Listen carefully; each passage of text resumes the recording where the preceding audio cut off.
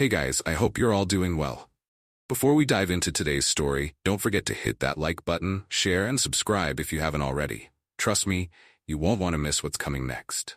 Now for today's story, we're stepping into something truly chilling, based on an experience I found deep in a dark web forum.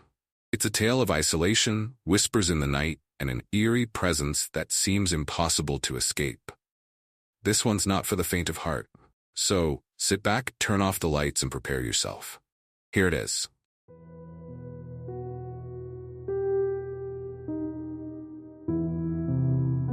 Hey everyone, I'm Lina. I've never posted on forums like this before, but I need to get this off my chest. I recently moved to a small town in Canada, and something strange, something terrifying, is happening to me. I don't know what to believe anymore, but maybe someone here can help. I moved here for a fresh start. After a messy breakup and losing my job, I thought a small, peaceful town would be the perfect place to reset my life. My new house sits on the edge of the woods, and the area is beautiful. It's quiet, calm, and isolated. Exactly what I thought I needed. But soon after I settled in, things started to feel off. It began with small, almost unnoticeable things. A draft in the house when the windows were closed, the feeling of being watched when I was alone, strange shadows at the edge of my vision. At first, I brushed it off as me being paranoid from stress, but it didn't stop. One night, I woke up around 2 a.m., unable to sleep. The house was dead silent, but outside, I could hear the faint sound of wind rustling through the trees. Or at least, that's what I thought it was, until I listened closer. It wasn't wind. It was whispers. Low, quiet voices coming from the woods behind my house. I couldn't make out what they were saying, but it felt like they were speaking to me. I tried to ignore it and went back to sleep, convincing myself it was just my mind playing tricks on me. But over the next few nights, it happened again. The whispers always came around the same time, just after midnight, and they grew louder. I'd get up and look out the window, but there was never anyone there. Just the dark, endless trees. One evening, feeling both scared and curious, I decided to go outside and see if I could find where the whispers were coming from. I grabbed my flashlight and headed into the woods. The air was cold, and the further I walked, the more uneasy I felt. The trees loomed over me like shadows, their branches swaying softly in the night breeze. The whispers started again, clearer this time. I swear I heard my name, Lina, come closer. I stopped.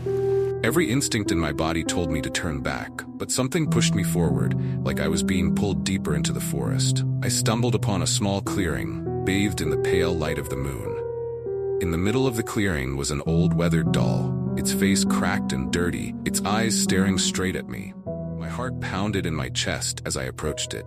Why was there a doll in the middle of the woods? I knelt down to pick it up, but before my hand could touch it, a cold shiver ran down my spine.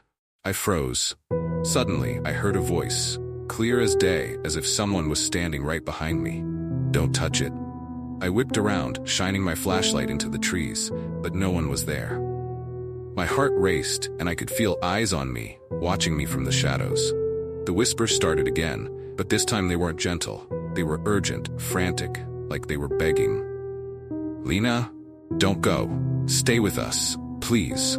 I ran. I didn't care about the doll or the voices. I sprinted through the trees, not stopping until I reached my house, slamming the door behind me.